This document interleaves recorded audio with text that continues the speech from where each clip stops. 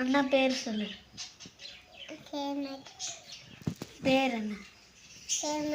சத்தமாக சொல்லு. ஏன்?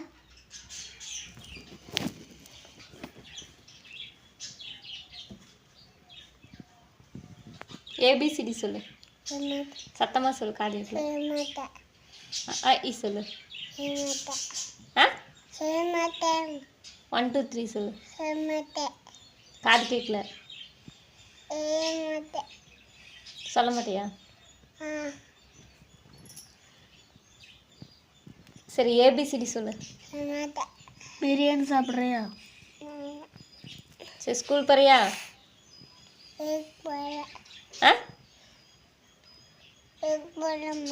சத்தமாக சொல்லு. பால்வாடி போறியா? கேம்